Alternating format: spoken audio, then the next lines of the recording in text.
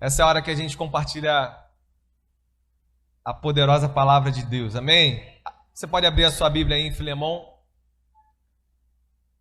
Filemão é para crente, né, gente? Abrir em Filemão é para crente, né? Só uma folhinha. Mas eu vou dar uma dica aqui. Vai lá, 1 Timóteo, 2 Timóteo, Tito, e logo depois de Tito, Filemão. Melhorou, né? Marlon foi esperto, pegou o celular, é só digitar, né, mano? Quantos acharam aí? Digam ah! Ninguém achou. Achou? A Jo achou, né? Amém, gente? Filemão, no versículo 8, Paulo está intercedendo aí em favor do seu filho na fé, Onésimo. E aí ele diz assim, ó.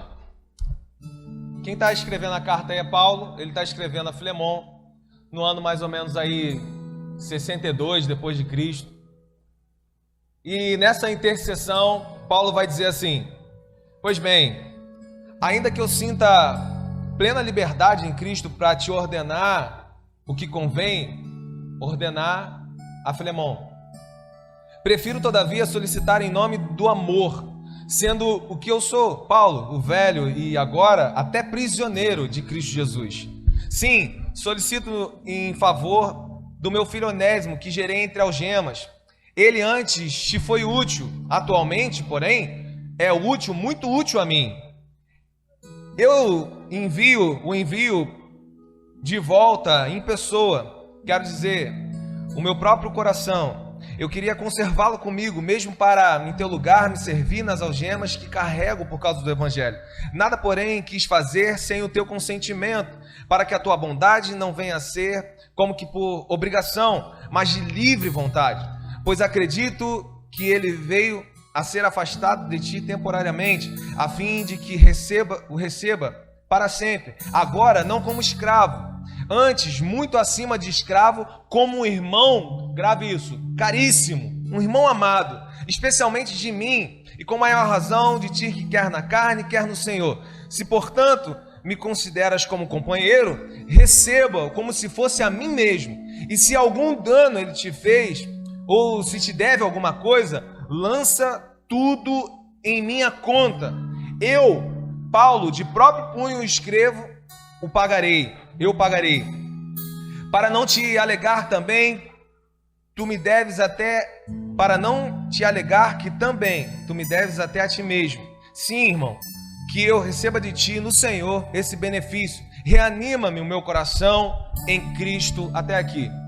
Amém? Você pode curvar sua cabeça? Senhor, nós te damos graças, Pai, por esse tempo, pelos louvores entoados, por tudo que o Senhor manifestou até aqui, Pai, nesse momento.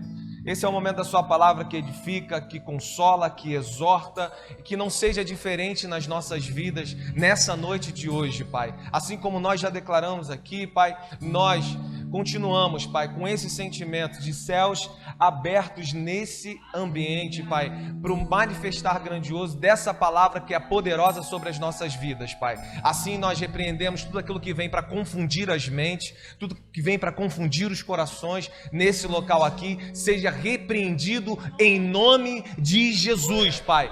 Que essa palavra, Pai, possa ativar dentro de nós propósitos eternos, Pai, que vem do Senhor. Para a tua honra, nós oramos em nome do Pai, do Filho e do Espírito Santo. E a igreja diz: amém. Glória a Deus. Irmão, depois vou dar só um panorama aqui para você compreender a carta. É bem simples. Paulo, ele começa aqui com ações de graças, falando dos irmãos que estão com ele nessa caminhada. Ele começa a carta assim, mas rapidamente ele vai para o tema central da carta. Ele vai para o porquê realmente que ele está escrevendo essa carta. E por que ele está escrevendo? Porque ele, como a parte que nós lemos, ele quer interceder por esse irmão chamado Onésimo. O que aconteceu, Jefferson, com Onésimo? Isso é importante você saber. Ele escreve a Filemão, que era senhor do Onésimo. O Onésimo era escravo de Filemão. Culturalmente ali, algo normal, daquela cultura normal, a escravidão. Então, ele era escravo de Filemão. Só que Onésimo fugiu. Por que Onésimo fugiu? Diga-se, aí em alguns estudos, eles falam que houve um furto. Ele roubou algo lá na casa de Filemão e aí ele fugiu diante desse erro. E ele vai para a metrópole, ele vai para o lugar grande, ele vai para Roma. E, irmão, lá em Roma, o que acontece com ele? Ele é preso. Aí ele cai numa cadeia, que nessa cadeia quem que tá? Paulo o apóstolo. Que furada, hein, irmão? Para quem quer fugir, hein? Cair de frente com Paulo o apóstolo. O que acontece? O normal para quem bate de frente com Paulo vai conhecer a Cristo Jesus, não vai conseguir impedir, vai se render a esse Cristo, tem a conversão naquela cadeia. E mais do que isso, é alguém que Paulo está falando que é muito útil para ele, é alguém que está trabalhando firmemente nesse ministério agora. É o contexto para você assim se inteirar da história, amém? E aí, Paulo vai falar para ele assim, ele vai ser liberto, mas tem que resolver a questão. Então Paulo escreve uma carta, ele mesmo escreve essa carta e fala, então vai lá e entrega a ele, e eu vou. Ele não sabia, irmão, ele caiu numa cela, aonde quem está ali é Paulo, e Paulo é amigo de Filemão, e Filemão considera o apostolado de Paulo, por isso que Paulo fala aqui, olha, eu não quero falar por obrigação, porque ele poderia colocar isso e fazer o pedido dessa forma, amém? E ele faz essa intercessão em favor de Onésimo. Aí aqui a gente começa a nossa palavra de hoje. É aqui que a gente começa. E o título dessa mensagem, para mim e para a sua vida, é uma pergunta: prisioneiro, servo ou fugitivo? Vou repetir. O tema da mensagem de hoje é uma pergunta, ao qual é: prisioneiro, servo ou fugitivo? Bom, nesse ponto que eu cheguei com você, nós vamos aprender algumas questões com Paulo e logo após com o próprio Onésimo. Com Paulo, para quem está fazendo esse papel, ele primeiro vai me ensinar sobre uma intercessão em humildade diante do Senhor e de tudo que o Senhor pode operar e fazer, ainda que seja um Onésimo da vida, ainda que seja alguém complicado, ainda que seja alguém que com seus erros vive fugindo da vontade do Senhor, ainda que seja alguém que está todo encralacado, todo errado aí fora, que esteja dentro da prisão. Ele vai me ensinar que uma intercessão em humildade, porque ele se coloca, ele fala assim: eu não te escrevo como apóstolo, eu te escrevo como escravo de Cristo, preso. Olha a posição que Paulo se coloca para fazer essa intercessão. Qual é a posição que nós nos colocamos para interceder por aquele que nós amamos e que não está aqui, por exemplo, no culto hoje com a gente? Uma posição de humildade nessa intercessão, reconhecendo que o Senhor dele é que deveria fazer. É o Senhor que faz. Amém? E ele começa a me ensinar, em te ensinar um pouco sobre isso, porque nessa intercessão Tiago vai dizer: tem alguém doente entre vós, então reúne os presbíteros. Amém? Ore por ele e ele será curado. Quantos creem nisso? Você crê de verdade, irmão? Crê? Amém? Nessa intercessão em humildade, em que nós estamos com o coração naquele outro que precisa daquele favor, nós somos parte desses que intercedem, temos esses intercessores por nós, mas temos aquele grande intercessor que está ao lado do Pai diante das nossas falhas, dos nossos furtos, das nossas fugas, das inúmeras fugas que nós fazemos.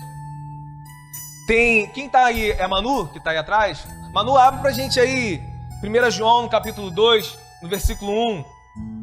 1 João, capítulo 2, versículo 1. Além de pessoas que te convidaram para estar nessa noite, além de pessoas que intercederam para que você estivesse aqui nessa noite, além de pessoas que intercederam para que você continue intercedendo para que você esteja nessa caminhada, firme nessa caminhada, eu quero te dizer, 1 João, no capítulo 2, versículo 1, diz: filhinhos meus, estas coisas vos escrevo para que não pequeis. Se todavia alguém pecar, passa aí. Temos advogado junto ao Pai, Jesus Cristo, o justo, que intercede por mim e por você diante do nosso arrependimento. Ele está lá e temos um intercessor maior. Mesmo quando decidimos tomar atitudes de Onésimos nas nossas vidas. Aleluia! Primeiro ponto. No segundo ponto, no versículo 10, ele diz assim: sim, solicito em favor do meu filho Onésimo, que gerei entre algemas. Aí ele vai falar um outro ponto para mim e para você, que estamos aqui, que sentamos aqui, que louvamos aqui, que nos reunimos aqui nas células. Ele vai dizer com isso, irmão, o foco desse versículo, você se prende, eu quando leio a primeira vez também, no amor dele, na intercessão dele pelo filho Onésimo. Mas eu queria que você focasse em outra coisa, no mesmo versículo que ele diz assim: olha, eu solicito em favor do meu filho Onésimo. Olha as últimas letras, as últimas palavras: que gerei entre algemas. Aonde que Paulo gerou esse filho na fé? Na prisão. Na prisão. Não era no palácio de Jefferson, não era no conforto, não era quando estava tudo bem e ele tinha tempo para ler a palavra, para se dedicar, não! Era na escassez, na dificuldade, passando fome, passando frio, na prisão. Dentro de uma prisão, servir a Deus no tempo que parece ser tudo desfavorável ou desconfortável, ainda assim gerando filhos no Senhor. É um segundo ponto e muito importante. Logo de manhã, eu falei isso aqui para os irmãos, na nossa reunião da manhã. Irmão, Manu, hoje eu vou gastar aí, tá? 2 Coríntios, no capítulo 3, versículo 2, do 2 a 4, coloca aí pra gente. Eu quero te dizer, irmão, que você pode até estar fugindo como Onésimo. Você pode ter errado, eu posso ter errado como Onésimo. Mas nada vai desconstruir uma palavra que está sobre a minha e a sua vida da parte de Deus. Você é uma carta viva do Senhor. Você foi gerado para isso. Aleluia! Olha o que está escrito aqui. Vós sois a nossa carta escrita em nosso coração, conhecida e lida por todos os homens, estando já manifesto como a carta de Cristo, produzida pelo nosso ministério, escrita não com tinta, mas pelo Espírito de Deus vivente, não em tábuas de pedras, mas em tábuas de carne, isto é, nos corações. Aquela lei que estava lá na tábua de pedra, agora está aí dentro, ó. E ela vai gerar esses princípios. Isso dentro de você vai escrever algo poderoso da parte de Deus para as pessoas que estão do seu lado, para as pessoas que você mais ama. Você crê nisso? Eu falei na manhã aqui, na parte da manhã, que a gente começa assim, quando eu vejo esse serviço de Paulo dentro dessa prisão, isso me constrange muito, irmão. Isso assim, me faz levantar quando eu quero ficar na cama. Me faz conversar com aquela pessoa quando eu não estou conseguindo conversar comigo. Isso me dá ânimo. Não sei como é para você que está aqui, que senta aqui, mas isso me dá ânimo. Amém? Eu falei de manhã aqui que Eu tenho uma filha, ela tem 19 anos. Aí, igualzinho a mim, como foi comigo, como é com você, acontece com muitas pessoas. A gente chega no final da escola, eu tenho que passar. E aí, eu tenho o Enem. Tem que ter curso bom, tem que fazer, eu tenho que estudar 8, 10 horas por dia, não sei. Preciso me dedicar. Aí a gente passa no Enem. A gente tem uma nota de corte legal para aquilo que a gente quer fazer. Aí tem a faculdade. Glória a Deus. Aí, depois da faculdade, se tudo der certo, eu vou trabalhar, irmão, naquilo que eu sempre sonhei, amém? Aí tem o trabalho. Aí depois do trabalho tem um casamento. Aí depois do casamento tem os filhos. Aí depois dos filhos tem a escola dos filhos. Aí a gente já começa a doar para o crescimento dos nossos filhos e para o que eles vão ser. E aí vai chegar um momento em que chegou o final da vida e você não teve o equilíbrio daquela pessoa e aquela carta viva que era para você ser no Senhor. Tudo isso é ruim, Jefferson? Não, tudo isso é bom, dentro de um propósito de Deus, alinhado com o propósito que Ele tem para a sua vida, para essa carta viva que você é. Amém? Aliás, a Bíblia, ela nos orienta para isso, para que nós passamos todas essas etapas das nossas vidas com excelência, mas nunca alguma dessas coisas sendo maiores do que Deus na nossa vida, ou tendo mais prioridade do que Ele tem estabelecido para mim e para você. Amém? Ele está nos ensinando aqui, mesmo sobre as dificuldades, continuamos sendo essa carta. E o que está escrito nessa carta? É uma pergunta para mim e para você. Daquilo tudo que você sabe que o Senhor te deu, o que nós estamos escrevendo? Se alguém te lê hoje, o que essa pessoa lê em você? É uma pergunta. O que nós entregamos e qual é a qualidade que nós fazemos isso, que não é para pastor, não é para igreja, não é para líder, é para o Senhor. Amém? O que nós estamos entregando? Como nós estamos entregando? Qual é o nível e a qualidade que nós estamos entregando como um homem desse, mesmo diante de tudo dando errado, numa prisão? Às vezes nós não chegamos nem a esse ponto aqui, mas como que nós estamos entregando? Segundo aquilo que nós sabemos ao longo da vida que nós fomos gerados para ser e para fazer. Amém, irmãos? Eu lembro de 2 jovens aqui. Quantos sabem e conhecem a história desses jovens moravianos? Levanta a mão aí. Levanta a mão aí, gente. Os jovens moravianos. Fiquei torcendo para alguém. Não sabem? Os missionários, a galera aí que gosta de missão, é dever de casa. Bom, então eu vou só abrir um parênteses aqui para falar desses jovens e desse serviço.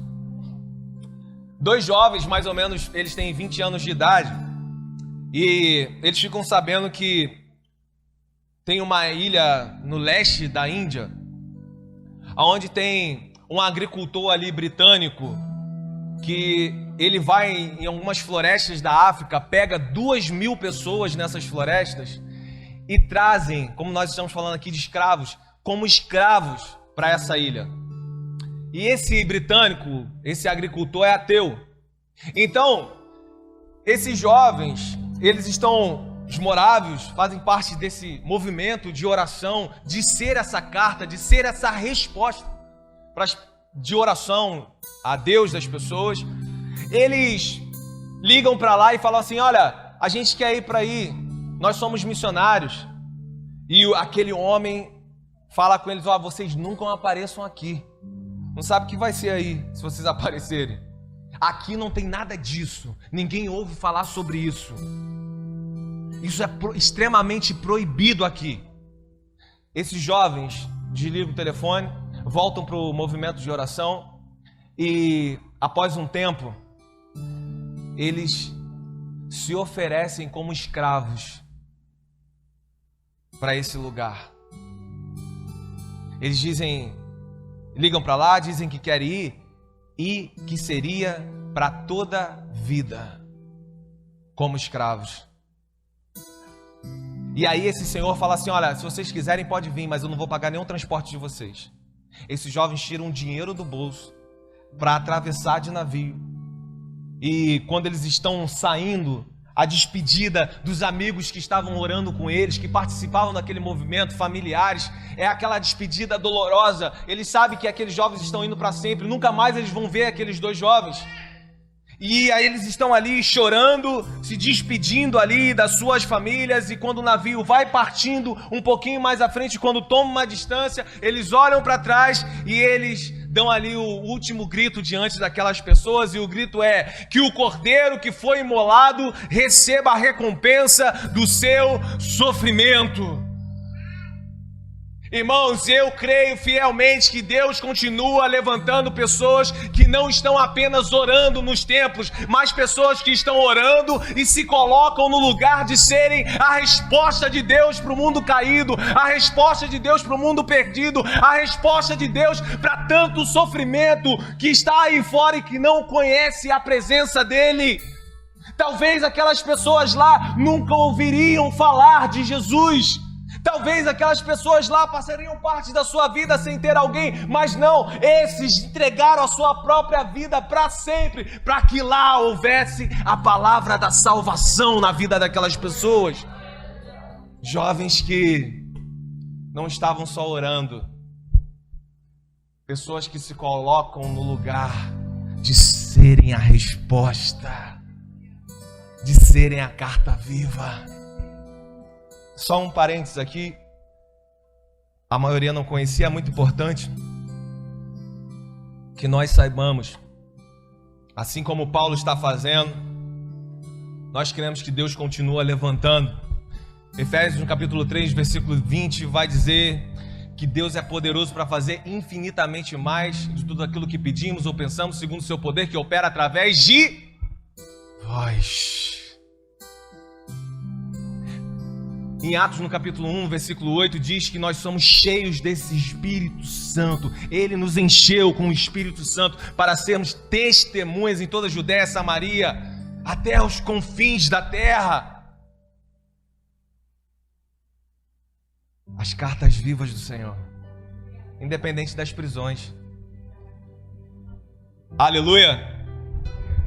Se fizeram escravo, assim como Paulo se coloca como escravo aqui, assim como Jesus se fez como homem, para que eu e você, nós tivéssemos a mesma liberdade de prisão.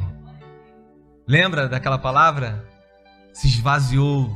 Ele, sendo Deus, em forma de Deus, se esvaziou, veio aqui nessa terra em forma de homem, ele se humilhou. Ele não precisava, ele não tinha, o pecado era nosso, o erro era nosso, mas também se coloca da mesma forma no lugar de pecador, para que eu e você pudéssemos, diante daquela cruz e do que aconteceu naquela cruz, tivéssemos reconciliação com o Pai e hoje pudéssemos estar aqui como amigos de Deus e não como inimigos de Deus. A restauração de uma vida. Você recebeu isso. Mas eu quero te dizer aqui nessa noite, você recebeu isso para que isso seja passado através de você. Deus te enche desse espírito e desse poder para que isso chegue à Judéia, a Jerusalém, Samaria, até os confins da terra. Você é essa carta viva do Senhor. Você é a luz para esse mundo. Amém? É o que a gente aprende com Paulo. Agora, uma coisa é o que Paulo está fazendo e outra coisa é o que Onésimo fez. Aí a gente tem algumas coisas a aprender aqui também. Amém? Nós sabemos que somos essa carta viva, nós sabemos que somos sal da terra, nós sabemos que somos luz para esse mundo. Sim, mas como que nós, como Onésimos, insistimos em fugir, gente? Olha aqui para mim. Eu fiz muita coisa. Não vou falar que de tudo, porque se fosse de tudo, mas quase tudo, para não estar aqui. Meu coração chegou a fazer músico, né, gente? Um efeitinho que ele botou. Para não estar aqui hoje, Jefferson, não. Para não estar aqui mesmo. Aqui em Itaboraí, não, para não estar aqui falando de Jesus, em qualquer lugar, pastoreando, sendo essa pessoa que Ele me transformou. Como que eu tentei não ser? Como que eu tentei fugir, irmão? Você não tem ideia. Você não tem noção. Tentei muito.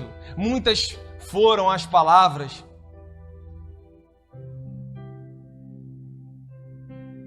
Muitas pessoas me pararam em lugares de prisão. Em lugares que o meu erro estava diante de mim. Que a minha sujeira estava me tomando.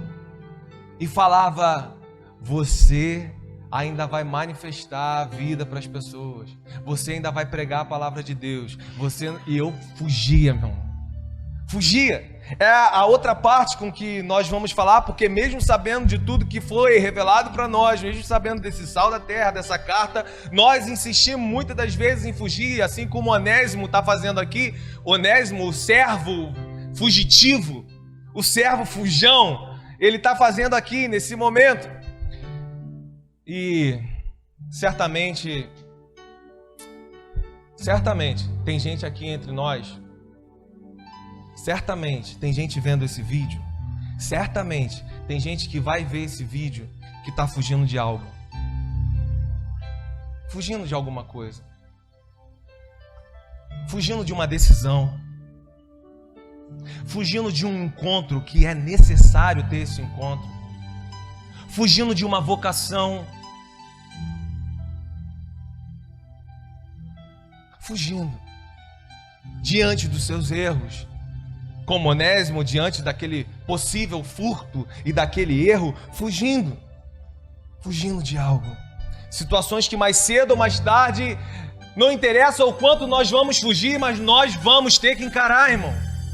Situações que mais cedo ou mais tarde vão bater, elas insistem em bater nas nossas portas. E aí nós damos um jeitinho, fugimos de novo, e Deus está falando nessa noite aqui para você: ei, não fuja mais. Não fuja mais do seu chamado, do seu ministério. Não fuja mais da situação que você tem que resolver, da decisão que você tem que tomar, da pessoa que você tem que conversar. Não fuja mais. A fuga nunca é a solução para os filhos de Deus. Bote no seu coração. Fuga nunca vai ser solução. É igual os mais antigos aí. Não é da minha época, né, gente? Não é da minha época. Falando dos mais antigos. Luciano. Pessoal que...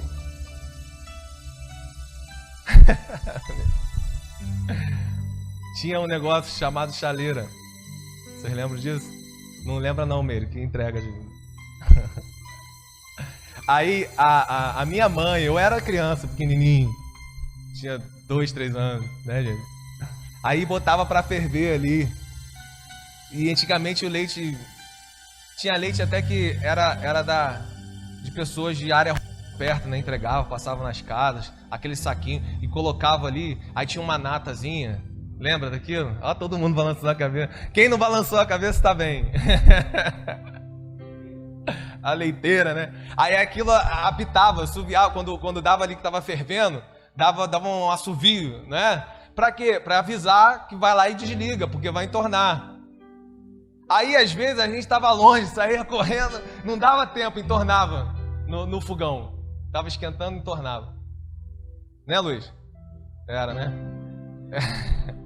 Aí, aquilo que entornava ali, a gente tinha 2 opções. A gente poderia limpar na hora, e facinho de limpar na hora. Paninho molhado, limpou, saiu. Ou, às vezes, a gente ia fazer o que tinha que fazer no café, preparar a mesa e tal, ficava lá. Aquela natazinha do leite. E aquilo quando secava no fogão, irmão. Você lembra também, né? Irmão, tinha que ir com a faquinha para tirar. E virava pedrava aquilo ali. São essas situações que acontecem comigo e com você. Que enquanto está acontecendo é tão fácil de limpar, irmão. Mas a gente vai esperando anos. anos, anos, e aquilo vai empedrando e cada vez mais fica difícil de sair. Cada vez mais fica difícil de limpar aquilo aqui dentro, de tirar aquilo que está agarrado. Situações que a gente vai ter que resolver, irmão. Não fuja disso. Só em 2 ocasiões, Manu, 1 Coríntios capítulo 6, versículo 18. 1 Coríntios 6, versículo 18. Só em 2 ocasiões que a Bíblia vai nos dar respaldo. Aliás, ela vai dar respaldo, ela vai falar, foge. O resto encara, irmão. Só em 2. Quais são as ocasiões? Primeiro, fugir da impureza. Qualquer outro pecado que uma pessoa cometer é fora do corpo, mas essa é contra o corpo. E a segunda é 1 Coríntios capítulo 10, versículo 14, Manu. 1 Coríntios 10, 14. Portanto, meus amados, fugir da idolatria. Então, quais são as 2 questões na Bíblia que vai falar assim, sai vazado, mete o pé, foge. Quais são? Idolatria e prostituição. Por que, Jeff? Porque você ainda não viu o William Bonner abrir o jornal JN na noite e falar boa noite. Nessa noite, a ciência descobriu que o hormônio se converteu. O hormônio não converte, foge da prostituição, foge da pornografia, foge da tentação, foge. Ela fala, foge. Por quê? Porque você é carne. Então foge. Tem coisa que ela fala, não bate de frente. Não, mas eu tô no ciclo de oração. Eu tô em jejum. Foge. Melhor. Foge da idolatria. Ah, idolatria, como a gente fica vendo lá, alguns falam lá dos católicos e tal, tem gente que idolatra o filho dentro da própria casa.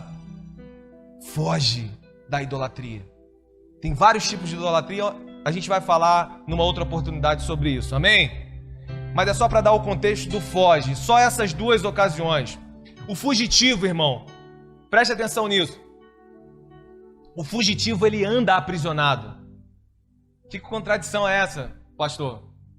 Se ele fugiu da prisão. Ele está livre. Todo fugitivo anda aprisionado. É. Olha, parece que ele se livrou, mas onde é que está Onésimo agora? Está onde? Ele roubou, ele errou e ele fugiu. Agora ele está onde? Está onde?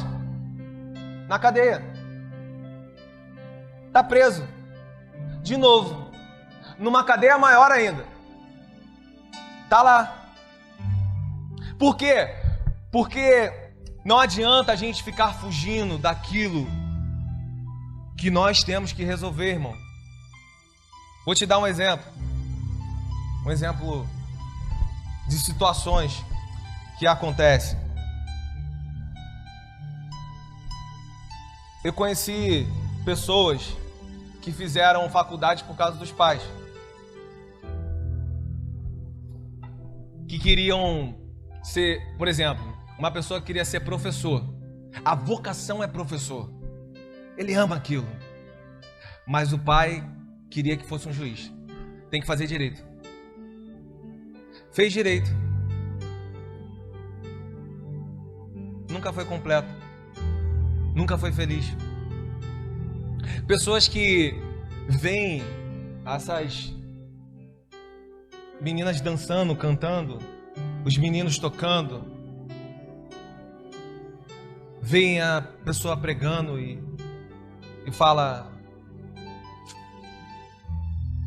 eu sempre tive essa palavra aí, eu sou isso aí, mas nunca resolveu o que tinham que resolver, sempre continuaram fugindo disso. Essa fuga que a gente fala, olha, pra cá vai ser mais lucrativo, pra cá eu resolvo algumas questões, mas o nosso coração sempre tá lá. Você já viu? Sempre tá lá.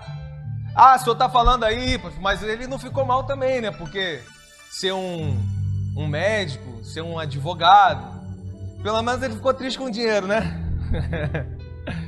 E dinheiro dizem que não traz felicidade. Mas como diz o meme aí, né? Entrega na porta. É uma hipocrisia a gente falar isso, gente.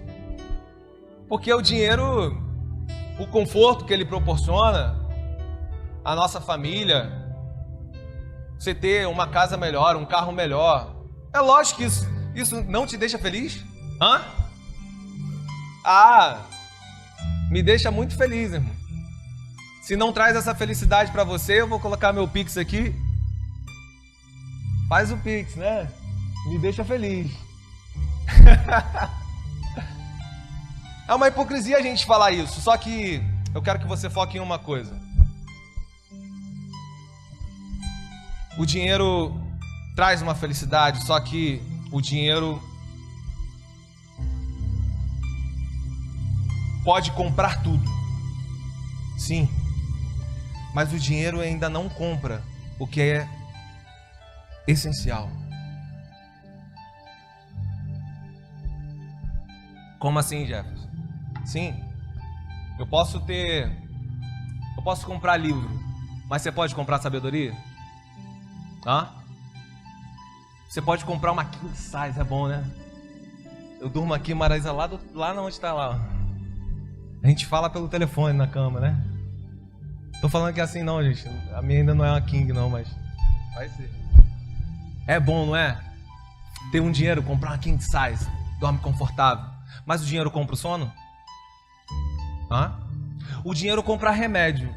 Mas o dinheiro compra saúde? Hã? Ele não compra o que é essencial. Pode trazer a tal felicidade. Ele pode até comprar pessoas. O dinheiro pode comprar homem, pode comprar mulher, mas não compra amor, não compra respeito e não compra fidelidade. É isso. Não compra o que é essencial. A diferença de onde nós buscamos e aonde nós acabamos sucumbindo nas nossas emoções, na falta de equilíbrio daquele início que nós falamos, lembra? De estarmos no lugar que nós sabemos que é para nós estarmos, ainda que com toda a dificuldade que, no caso aqui, eles estão enfrentando. Então, irmão, não faça mais opção pela fuga diante dos sonhos maiores do Senhor para a sua vida. A fuga não é a sua opção. Não faça isso. Quantos e quantos anos talvez já se passaram? Depois do orgulho, do medo, do erro que nos faz fugir, pensando que nessa fuga nós teríamos liberdade, quando nós menos esperamos, estamos presos de novo. Presos nas mesmas emoções, voltamos lá atrás, nas mesmas situações, e quando a gente vê, a gente está em ambientes diferentes, mas vivendo os mesmos aprisionamentos, porque não resolvemos o que tinha que ser resolvido. Aleluia! Só que o Jonas, né? Vou falar o Jonas, que quando fala de fugir, a gente lembra logo de Jonas. O Jonas aí, que nós citamos e que eu sou e que você é, muitas das vezes, que tem esse propósito de Deus para serem cumpridos na sua vida, até quando nós insistimos nessas fugas, Ele nos prepara prisões aonde nós vamos encontrar com os Paulos das nossas vidas. Até quando a gente insiste na fuga e no erro, Deus vai direcionar. Você quer ser preso de novo? Você quer estar aprisionado de novo? Vou te mandar para uma prisão diferente agora. É uma prisão? É, nessa prisão vai ter um Paulo de Tarso lá. Ele vai falar para você sobre essa fuga. Ele vai falar para você sobre a minha vontade. E o que acontece aqui quando ele chega? Paulo propõe a esse homem um retorno. Paulo libera palavras de vida. Paulo faz aquecer novamente aquela palavra do Senhor no coração dele. Paulo ali fala do amor de Jesus para ele se converte, Paulo discipula e coloca ele nesse trabalho, esse serviço em amor, e depois disso, o que acontece? Ele está livre. Quando nós ouvimos essa palavra novamente, nos arrependemos daquilo que aconteceu lá atrás, estamos livres. Agora não acabou aí. Quando está livre, Paulo tem uma proposta para ele. Na nossa liberdade, em coisas que estão sendo ministradas no nosso interior nesse momento, nós podemos chegar ao estado de estarmos livres, mas depois disso, tem algo sendo proposto para mim e para você, algo proposto na vida de Onésimo quando ele sai dessa prisão. Olha, Onésimo vem de lá, em fuga, e ele chega em Roma, aqui ele é preso. Ele agora tem tudo isso da parte de Paulo e ele está solto, livre. Então ele pode continuar rumo à direção que ele estava indo. Amém? Pode continuar. Mas a proposta de Paulo é: não continue na rota de fuga. Por que você está falando isso, Jefferson? O caminho para quem deseja romper em vitória, nem sempre, irmão, está atrelado ao futuro. Guarde isso. Nem sempre. É com foco no que vamos fazer, vamos avançar, eu vou para lá. Nem sempre está no futuro. Às vezes, para que o futuro seja vitorioso, é preciso a gente voltar e consertar coisas do passado. A proposta de Paulo é essa. Você precisa voltar. Problemas que não foram resolvidos são como aquele vulcão inativo. Tá ali.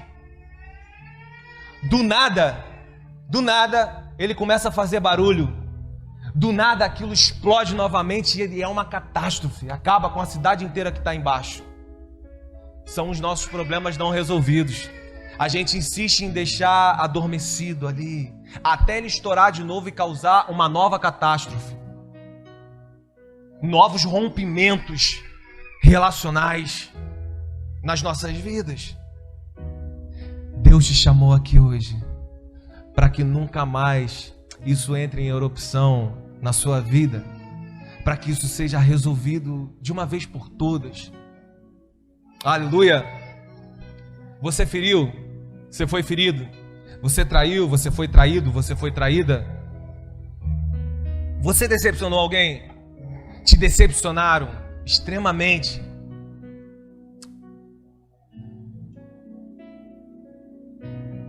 Aonde você for, pode passar os anos, irmãos. Anos e anos e anos. Se isso não for resolvido, aquela situação vai estar lá com você. Se ao invés desse momento em que você sai e você tem a oportunidade, eu continuo na rota de fuga ou resolvo o que eu tenho que resolver? Resolve o que você tem que resolver. E eu vou te falar o que acontece quando ele volta lá. Para a gente terminar, eu quero dar um exemplo que é meu. Eu fui criado num berço cristão, católico, não praticante, mas minha família sempre com os princípios, os valores familiares muito fortes. Mas com 17, 18 anos, os meus pais estavam brigando muito. E eu comecei a vivenciar aquilo de dentro de casa, a gritaria. E uma vez chegou até a uma agressão. E eu dentro do quarto, 17 anos, a gente acha que é homem, né? Já acha que... Não se sinta ofendido aos 17. Mas tem muita coisa para evoluir, para você ainda adquirir. E aí eu pensei assim, eu vou sair, vou defender a minha mãe. Só que minha mãe também, ela era gente boa, demais. Mas com meu pai, ela era brava. E meu pai é um cara mais gente boa que tem, mais tranquilo que tem. Para chegar àquele ponto, são várias situações que acontecem, que desandam mesmo uma aliança, um casamento, fora dos princípios do Senhor. Amém? E vendo aquela situação, eu comecei a torcer para os meus pais se separarem. E aconteceu. Logo depois eles se separaram. E diferente dos filhos que geralmente vão ficar tristes com isso, eu fiquei feliz. Porque o que eu não queria viver mais era aquela situação dentro de casa, que eu não sabia como lidar, como resolver. E não podia fazer nada. E eu fui viver a minha vida, eu fui morar sozinho. E sempre que uma pessoa tocava no assunto casamento comigo, eu saía fora. Eu cheguei a morar junto com algumas pessoas. E morar junto eu podia, mas casar eu não podia. Se falar casar, eu saía correndo. Só que eu pensava que era assim, eu quero curtir a minha vida. Eu não quero me amarrar. Não era convertido e eu vou curtir tudo. Vou ficar preso a uma pessoa jovem? Não. E eu achava que era por causa disso. Até que com 29 anos de idade, eu fui para um evento chamado Amós, de Cura Interior. E lá o Senhor ministrou no meu coração. Ninguém falou nada, irmão. Num momento de louvor, eu estava cantando uma canção lá e tal, da minha conversão naquela época. E o Senhor ministrou dentro, levou a minha memória lá. Eu voltei lá naquele quarto, me sentindo incapaz diante daquela situação. E o Senhor falou: lembra disso, Jefferson? Eu lembro. Casamento não é isso.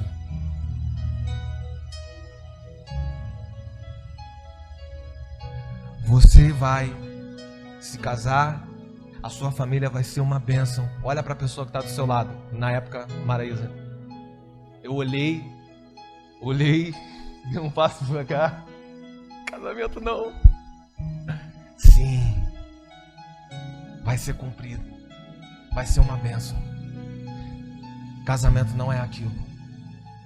Irmãos, lá que eu fui saber por que eu passei a vida inteira falando não para um princípio do Senhor, me refugiando, fugindo nas drogas, nos desejos descontrolados da carne e nunca sendo completo e me sentindo no lugar que eu estou aqui hoje, que sempre eu deveria estar. Mas chegou um momento em que eu tive que sair daquela prisão e escolher: continuo na rota de fuga ou volto lá e resolvo o que tem para resolver, perdoo quem tem que perdoar, converso com quem tenho que conversar, peço perdão para quem eu tenho que pedir, libero amarras que estão querendo me trancafiar durante a minha vida inteira. Mas Jefferson, eu não sei se a pessoa vai receber, mas você vai estar livre no nome de Jesus dessa situação. Tem pessoas que pensam que, irmão, perdão no Novo Testamento significa deixar ir. Deixar ir o quê? A tralha? Não. A pessoa? Não. Deixa aí o ressentimento. Deixa aí o ódio. Deixa aí o rancor. Porque isso é um veneno que você bebe querendo que a pessoa morra, mas é você que está morrendo todo dia. É você que vai desfalecendo. Quando você chega nesse lugar, é você que vai desfrutar de uma vida leve, da paz que excede todo o entendimento, habitando em você. Você livre para aquilo que você sabe que você sempre foi no Senhor. Você é livre para os afazeres das etapas da sua vida, para construir a sua vida, o seu novo agora em Cristo Jesus.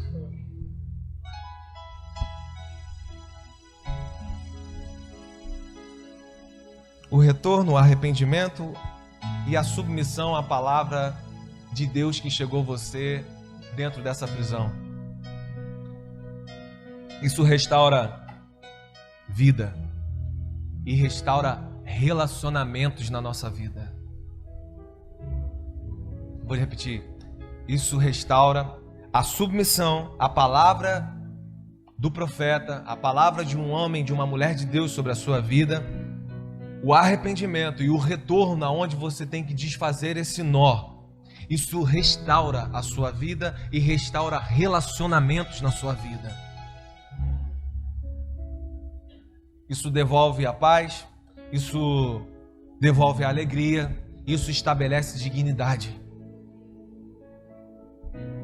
Sabe onde Onésio termina? Bom, a tradição diz que, não fala aqui no texto, mas a tradição diz que Onésio recebeu a sua libertação por parte de Filemon e mais tarde veio a ser bispo na igreja de Bereia. Um ladrão, um cara que vivia fugindo diante dos seus erros, dos seus vacilos, um cara que jamais pensou em voltar. Aliás, ele fugiu diante do relacionamento quebrado. Jamais ele pensaria em voltar de algo que ele estava fugindo. Fugiu das decisões da vida. Agora, bispo na igreja de Bereia e não mais escravo de ninguém, apenas de Cristo Jesus.